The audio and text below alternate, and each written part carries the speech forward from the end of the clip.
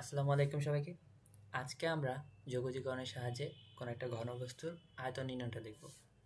মানে এতদিন আমরা কি করছি, যোগজীকরণের সাহায্যে কোনো কার্ভ কিংবা ফাংশন, গ্রাফ যাই বলি, কোনো বস্তুর এরিয়া বা ক্ষেত্রফল বের করতে গেছি।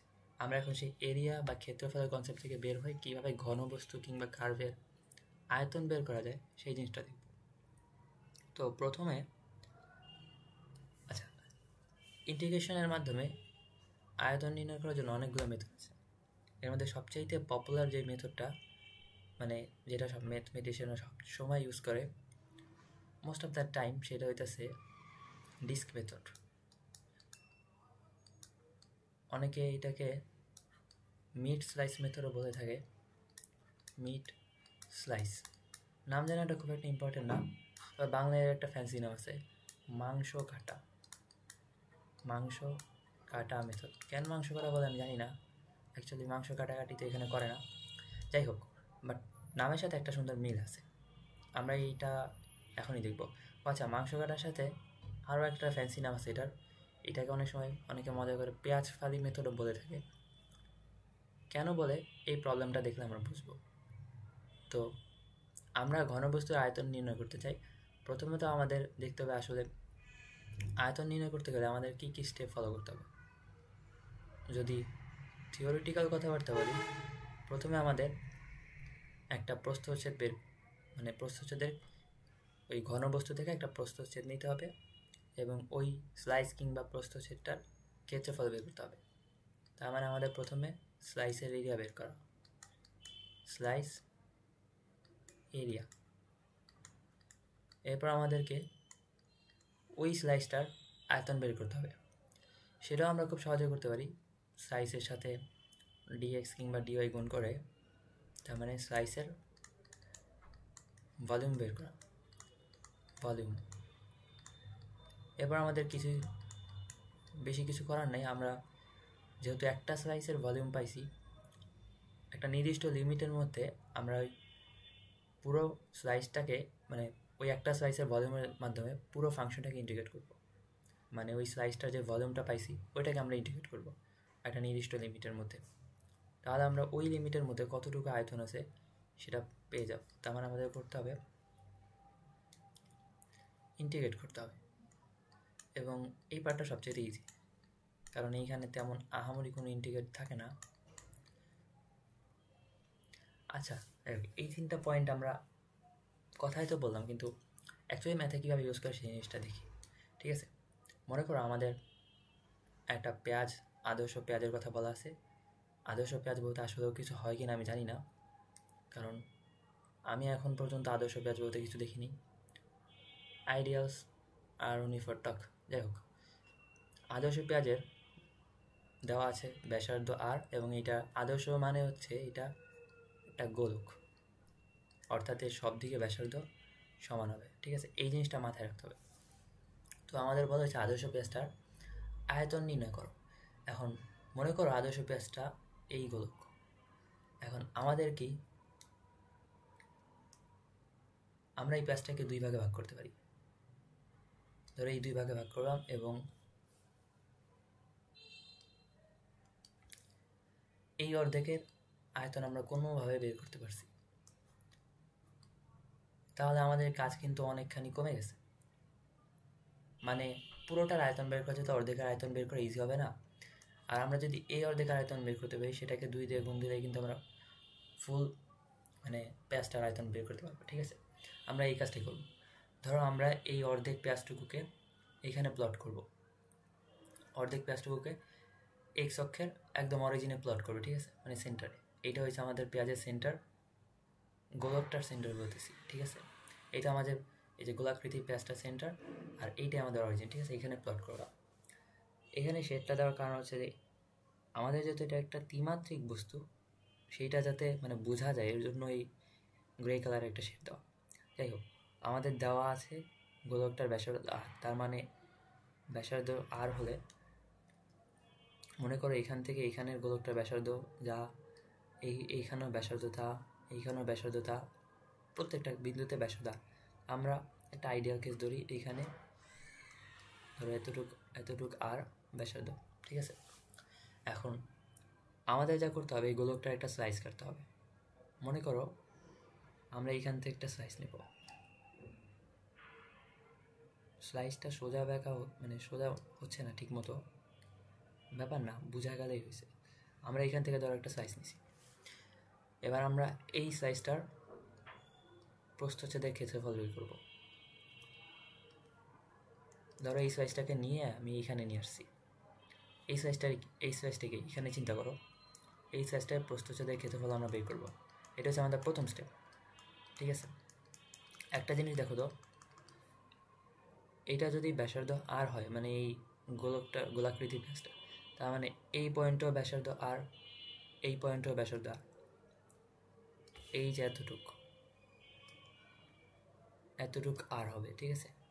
ওই জিনিসটা আমরা এইখানে চিন্তা করো, এইখানে ছিল পেঁয়াজের সেন্টারটা, এখানে আমাদের পেঁয়াজের সেন্টার, আর এই স্লাইসটার মানে সেন্টার এইখানে, ঠিক আছে। আচ্ছা, একটা জিনিস বলা হয়নি, এই স্লাইসটা যত ক্ষুদ্র রাখা যাবে, মানে ডিএক্স, ঠিক আছে, ডিএক্স প্রস্থচ্ছেদের একটা স্লাইস আনছি আমরা এখানে। আর এইটা আমাদের পেঁয়াজের একদম গোলাকৃতির পেঁয়াজের সেন্টার, এইটা আমাদের গোলাকৃতির,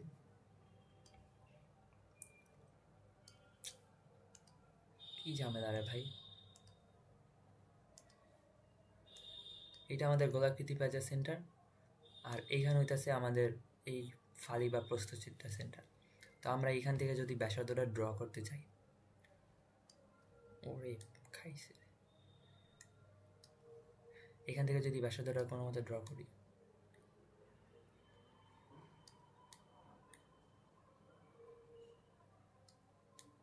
কয়বার ধরে ট্রাই করতেছি, হইতেই আছে না। ধরো এইখানে ব্যাসার্ধ আর, আর আমরা এই প্রস্থচ্ছেদটার যে মানে এই যে যেই প্রস্থচ্ছেদটা আমরা নিছি ফালি, এই ফালির একটা ব্যাসার্ধ কল্পনা করো। ধরো এই ফালির ব্যাসার্ধ আমরা চিন্তা করে নিছি এ। এখন এইখানে এই যে এতটুকের মান কী হয় বুঝতে পারতেছো? আমাদের যেহেতু ফাংশনটা এই বরাবর এক্স, তার মানে এইখানে যদি ফালি নাও, এইখানে এক্সের একটা ভ্যালু থাকবে, এইখানে ফালি নিয়ে এইখানে এক্সের একটা ভ্যালু থাকবে।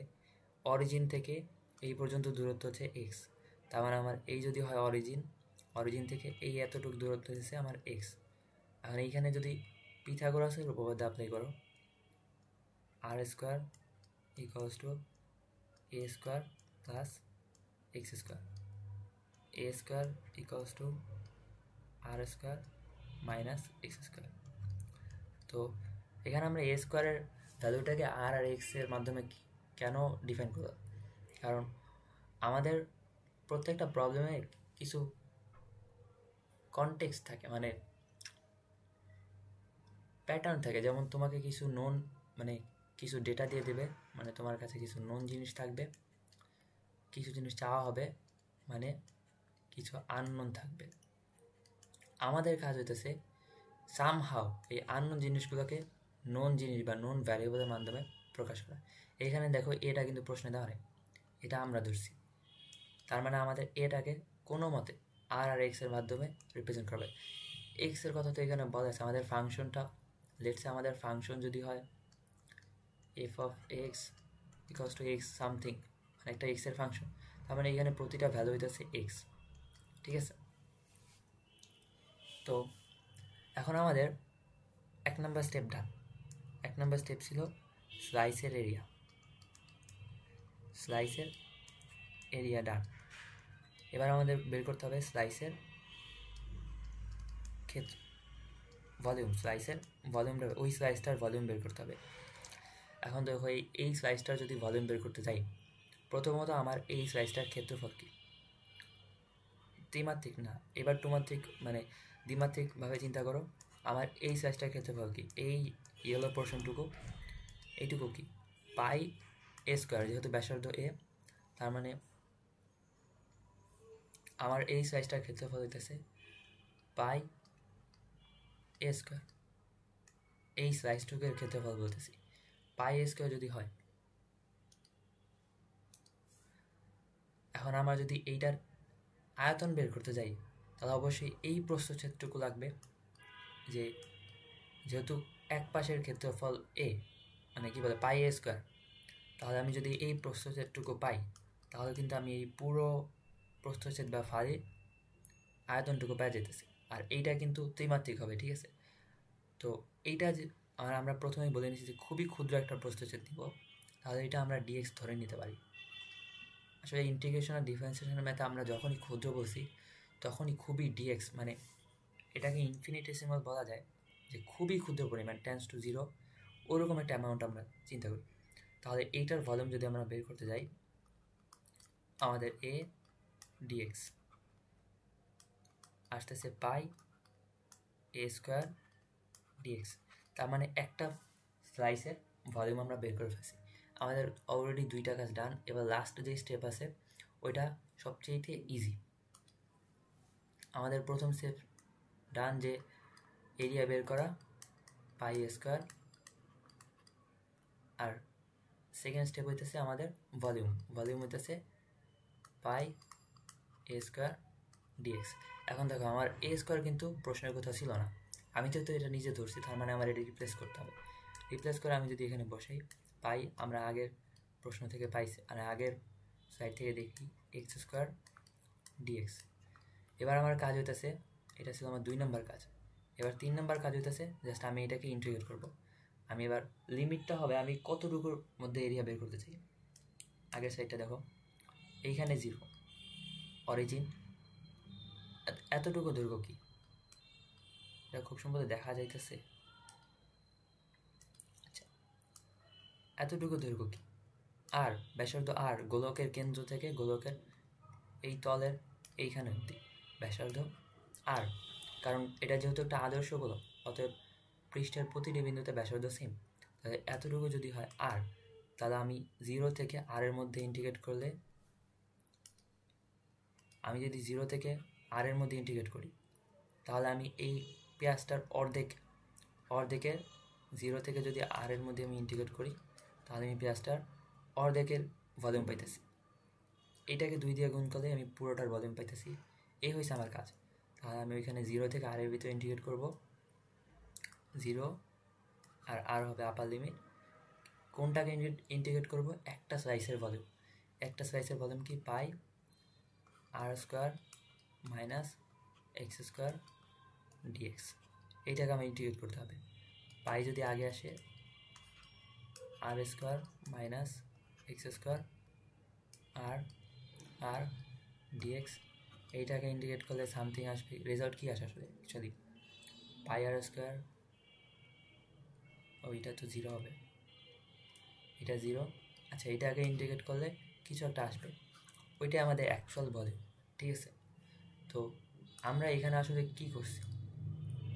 প্রথমত আমরা যেই কাজটা করি সেটা হইতেছে আমাদের একটা প্রস্থচ্ছেদ নিতে হবে, একটা প্রস্থচ্ছেদ, যে কোনো কার্ভে একটা প্রস্থচ্ছেদ নিব এবং সাথে ওই প্রস্থচ্ছেদটার এরিয়া বের করব। এটা হচ্ছে আমাদের প্রথম স্টেপ। আমি যদি 3টা স্টেপ একবার রিকল করি, আমাদের একটা প্রস্থচ্ছেদের এরিয়া।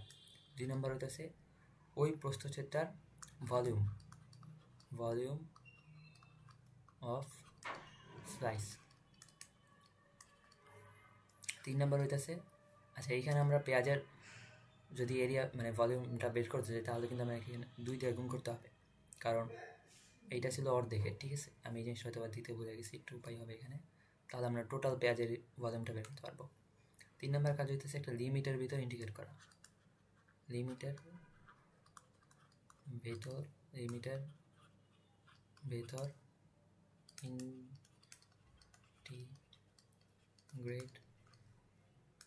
করা, ঠিক আছে?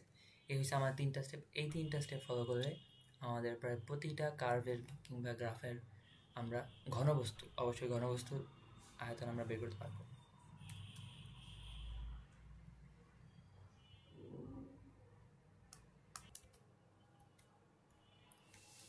আচ্ছা, এর পরের ম্যাথটা আমরা নিজে করি, ঠিক আছে? আমরা তো কনসেপ্ট দেখলাম, এর পরের ম্যাথটা যদি আমরা পারি তাহলে বুঝবো যে আমাদের কনসেপ্টটা মোটামুটি ভালোই ক্লিয়ার হয়েছে। আর যদি না পারি দেন আমরা কনসেপ্টটা আবার রিভিউ করতে পারি এবং ম্যাথটা আবার ট্রাই করতে পারি, ঠিক আছে? এই পরের ম্যাথটা সবার জন্য থাকলো, চেষ্টা করে দেখতে পারো।